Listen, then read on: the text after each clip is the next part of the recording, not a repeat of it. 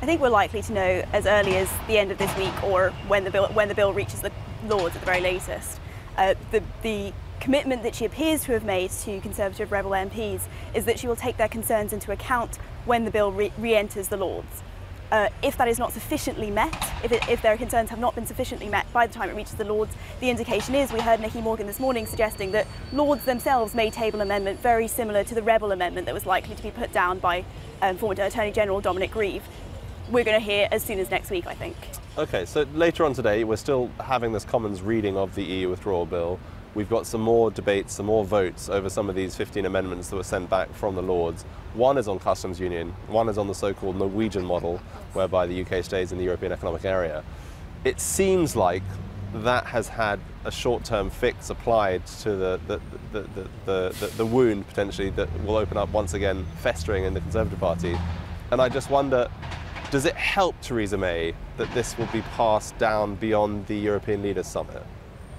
I think you're very right that this question has not been resolved, specifically on the customs union. So what we've seen from the government on this point is that a slight amendment of the wording around this, so that what they're putting forward is that they will update the House of Commons Parliament on the customs arrangements that they're seeking with the EU. That has put a plaster on it for the time being. Still, we have seen that Conservative Rebel MPs, Nicky Morgan in particular, was heard yesterday saying that they're willing to give the Prime Minister time to come up with a compromise on this.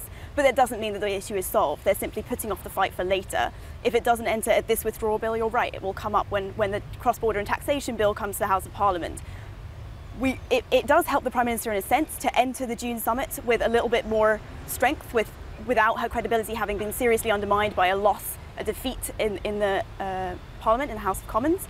But that said, this is still a long-term negotiation. This is still a negotiation that will take us up to March 2019. The questions do still have to be resolved before then. And she might go in there having not faced a defeat in the House of Commons, but presumably she also goes to that summit at the end of this month without a firm proposal on customs union membership, customs partnership, whatever you want to call it.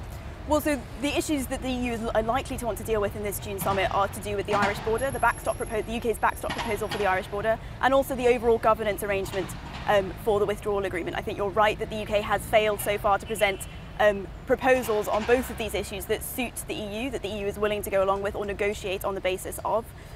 So we do have a difficult time coming up at the June summit. This is unlikely to be a breakthrough for either side. Hey everybody, it's Hadley Gamble from our new CNBC Middle East Bureau in Abu Dhabi. Thanks for stopping by. Now to watch more, you can try one of the videos that just popped up on your screen. And don't forget to subscribe.